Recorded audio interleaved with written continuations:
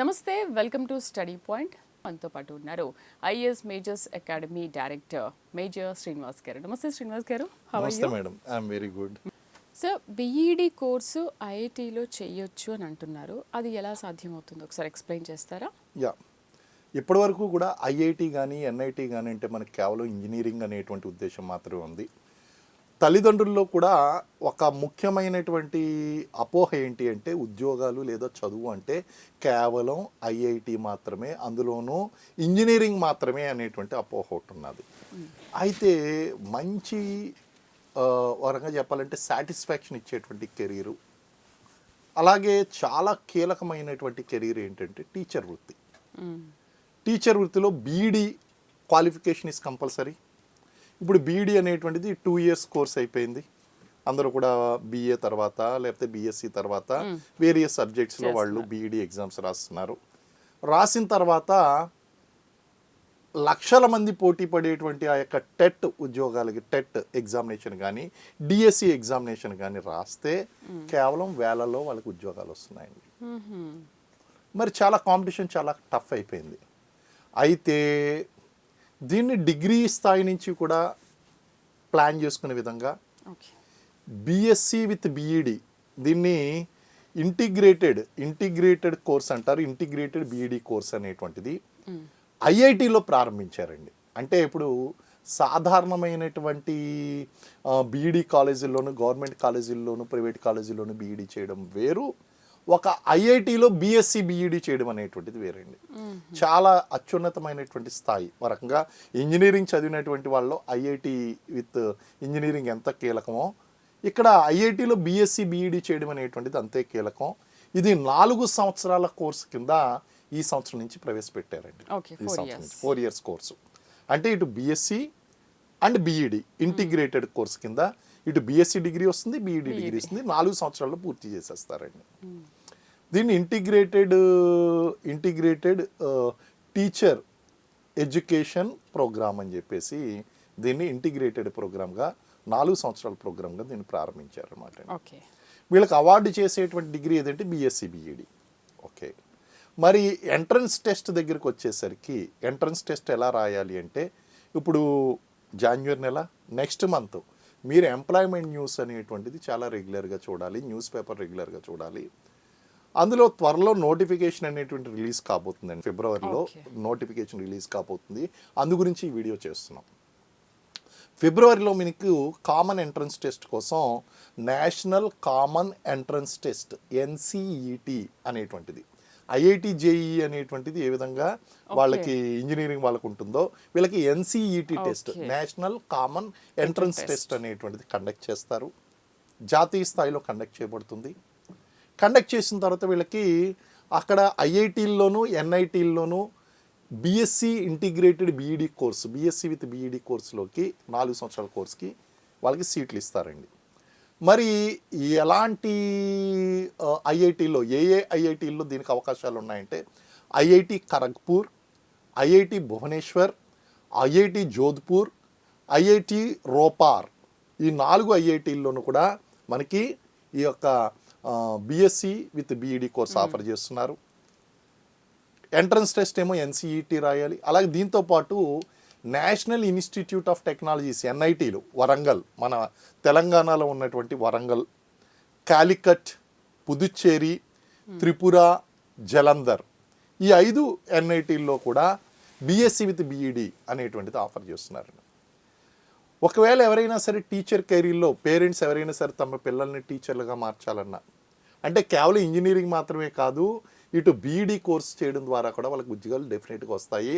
అందులోనూ ఒక ఐఐటీలోను ఎన్ఐటీలోను చేయడం వలన వీళ్ళకి they are the first top most people అండి. కార్పొరేట్ ఉద్యోగాల్లోకి వెళ్ళిపోతారు. ఇప్పుడు చాలా సంస్థలు కార్పొరేట్ సంస్థలు ఉన్నాయండి. కార్పొరేట్ సంస్థలన్నీ కూడా మనకి ఈ స్కూల్స్ ప్రారంభిస్తున్నాయి. వాళ్ళలో వీళ్ళకి ఫస్ట్ లక్షల్లో జీతాలు ఉంటాయి.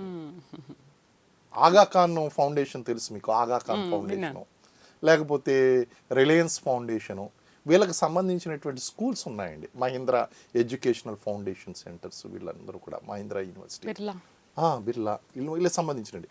వీళ్ళలో కార్పొరేట్ సెంటర్లో వీళ్ళకి లక్షల్లో జీతాలు ఉంటాయండి. స్టార్టింగ్ శాలరీ ఒక టీచర్ ఉద్యోగానికి 50-60 వేలు స్టార్టింగ్ గవర్నమెంట్ శాలరీ ఉంటే వీళ్ళకి 15 లక్షలు 20 లక్షలు స్టార్టింగ్ శాలరీ ఉంటుందండి ఇక్కడ కనుక బీఎస్సీ బీఈడి చేస్తే. కాబట్టి తల్లిదండ్రులు కేవలం ఐఐటి జేఈలకు మాత్రమే చూడకుండా, ఇంజనీరింగ్ మాత్రమే చూడకుండా తమ పిల్లల్ని BSc with BEd integrated course కనుక ఐఐటిలో ఎన్ఐటిలో చేయించినట్లయితే అద్భుతమైనటువంటి కెరీర్ ఉంటుందండి. సూపర్. కాబట్టి ఖచ్చితంగా ఇందులో అడ్మిషన్ తీసుకుంటే బాగుంటుంది. చాలా షార్ట్గా అండ్ చాలా మంచి ఇన్ఫర్మేషన్ ఇచ్చారు అందరికీ. Thank you. Okay, thank you sir. Endowment grade 3లో కూడా ఉద్యోగాలు ఉంటాయని అంటుంటారు కదా, ఈ ఎండోమెంట్లో ఎలా ఉంటాయి? ఎండోమెంట్ గ్రేడ్ 3 ఉద్యోగాలకి సంబంధించి లేటెస్ట్గా ఒక అప్డేట్ వచ్చిందండి. ఏంటో అప్డేట్ అంటే ఎండోమెంట్ కమిషనర్కి ఒక లెటర్ రాయడం జరిగింది. ఇక్కడ మనకి గ్రామ సచివాలయం, గ్రామ వార్డు సంబంధించినటువంటి ఈ వార్డు సచివాలయం ఉద్యోగులు ఎవరైతే ఉన్నారో ఆ ఉద్యోగులకు అందరినీ కూడా, ఎవరైతే సర్ప్లస్ ఉన్నారో వాళ్ళందరినీ కూడా గ్రేడ్ 3 ఉద్యోగాలకి షిఫ్ట్ చేయాలి అనేటువంటిది ఒక లెటర్ అనేటువంటిది రిలీజ్ చేయడం జరిగింది. అయితే ఈ విషయం మీద అభ్యర్థులందరూ కూడా తర్జన పడుతున్నారు. అలాగే ఇందులో కొన్ని ప్రాక్టికల్ ప్రాబ్లమ్స్ కూడా ఉన్నాయండి. ఎందుకంటే మనకి గ్రామ సచివాలయంలో కానీ లేదా వార్డు సచివాలయంలో కానీ ఈ జిఎస్డబ్ల్యూఎస్ డిపార్ట్మెంట్ ఏదైతే ఉందో ఈ డిపార్ట్మెంట్లో ఎగ్జామ్ అనేటువంటిది ఇటు జనరల్ స్టడీస్తో పాటు Panchayati Raj and municipal act చదువుకుని ఉన్నటువంటి వాళ్ళని ఉద్యోగాలకు సెలెక్ట్ చేశారు. గ్రేడ్ 3 ఉద్యోగాలు ఏదైతే ఉన్నాయో గ్రేడ్ 3 ఉద్యోగాలకు సంబంధించి ఒక జీవో ఉందండి. ఏంటా జీవో అంటే గ్రేడ్ 3 ఎండోమెంట్ ఆఫీసర్స్ ఎవరైతే ఉన్నారో వాళ్ళని ప్రమోషన్ల ద్వారా కాకుండా డైరెక్ట్ రిక్రూట్మెంట్ ద్వారా మాత్రమే రిక్రూట్ చేయాలి అనేటువంటిది ఒక జీవో ఉంది ఇంతకుముందు. మరి అది రద్దు చేయకుండా ఇక్కడ ఉన్నటువంటి సర్ప్లస్ ఎంప్లాయీస్ని ఇక్కడ తీసుకుని వస్తారు అనేటువంటిది కొంచెం ఆలోచించవలసినటువంటి విషయం. ఎందుకంటే ఎప్పుడైతే ఈ లెటర్ అనేటువంటిది రిలీజ్ అయిందో అప్పటి నుంచి కూడా అభ్యర్థులందరూ కూడా చాలా ఉత్కంఠతతో ఎందుకంటే ఇందులో చాలామంది విద్యార్థులు ఏం చేశారంటే ఎండోమెంట్ గ్రేడ్ 3 ఉద్యోగాలు అంటే ఇందులో 2 పేపర్లు ఉంటాయి. ఒకటి ఏంటంటే జనరల్ స్టడీస్ పేపరు, రెండోది ఎండోమెంట్ డిపార్ట్మెంట్కి సంబంధించినటువంటి ఆ యొక్క యాక్ట్లు ఉంటాయి, endowment acts, endowment act, Ramayana మహాభారతాలు, అలాగే అక్కడ హిందూ తత్వ విధానాలు, దేవాలయ వ్యవస్థకు సంబంధించినటువంటివన్నీ కూడా ఓ సబ్జెక్ట్ ఉంటుంది. 150 అవన్నీ తెలుసుకోవాలి. ఇప్పుడు గ్రామ సచివాలయంలో వాళ్ళు ఈ మున్సిపల్ యాక్టు, గ్రామ పంచాయతీరాజ్ యాక్టు చదువుకుని వచ్చినటువంటి ఎంప్లాయీస్ ఎవరైతే ఉన్నారో వాళ్ళు ఈ ఉద్యోగాలకి ఫిట్ అవుతారా? ఎందుకంటే ఇదేమో ఎండోమెంట్ డిపార్ట్మెంట్, వీళ్ళని తీసుకొచ్చి ఇక్కడ నేను సర్ప్లస్లో ఉన్నటువంటి వాళ్ళని ఇక్కడ ఫిట్ చేస్తానంటే first of all job suitability అనేటువంటిది క్వశ్చన్. రెండోది ఇక్కడ గ్రేడ్ 3 ఉద్యోగాలకి ఏం చెప్పబడి ఉందంటే వీళ్ళని డైరెక్ట్ రిక్రూట్మెంట్ ద్వారా చేయాలి అని. మరి ఇక్కడ మీరు ప్యారలల్ అబ్జార్ప్షన్ అనేటువంటిది ఎలా చేస్తారు అంటే అక్కడ ఆ రూల్ చేంజ్ అయితేనే తప్ప ఇక్కడ ఇది చేయడానికి లేదు. కాబట్టి అభ్యర్థులు అందరూ కూడా గందరగోళ పడవలసినటువంటి అవసరం లేదు.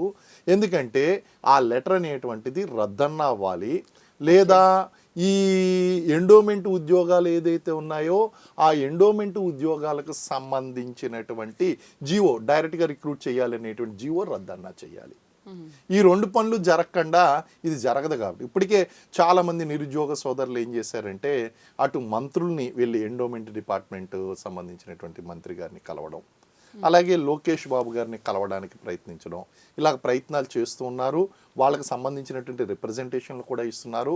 కాబట్టి ప్రస్తుతానికి ఎండోమెంట్ గ్రేడ్ 3 ఉద్యోగాలు అనేటువంటివి రాబోయేటువంటి ఆ యొక్క జాబ్ క్యాలెండర్లో ఉండేటువంటి అవకాశం లేదు. కారణం ఏంటి అంటే ఈ యొక్క లెటర్ వచ్చింది కాబట్టి. ఎప్పుడైతే ఈ సందిగ్ధత అనేటువంటి తొలగించబడుతుందో దాన్ని ఏం చేస్తారంటే మళ్ళీ ఎండోమెంట్ ఆఫీసర్స్ డైరెక్ట్ రిక్రూట్మెంట్ ఇవ్వడానికి అవకాశం ఉంది. అది వాళ్ళని దానికోసం నిరుద్యోగ సోదరులందరూ కూడా ప్రయత్నిస్తున్నారు. అప్పటి వరకు కూడా ఈ ప్రిపరేషన్ అనేటువంటిది కొంత సందిగ్ధంలోనే పడింది. Let us wait and watch. ఒకసారి గవర్నమెంట్ నుంచి ఏదైనా పాజిటివ్గా అనౌన్స్మెంట్ వస్తే కనుక మళ్ళీ ఈ గ్రేడ్ 3 ఉద్యోగాలు అనేటువంటివి రిలీజ్ కావడానికి అవకాశం ఉందండి.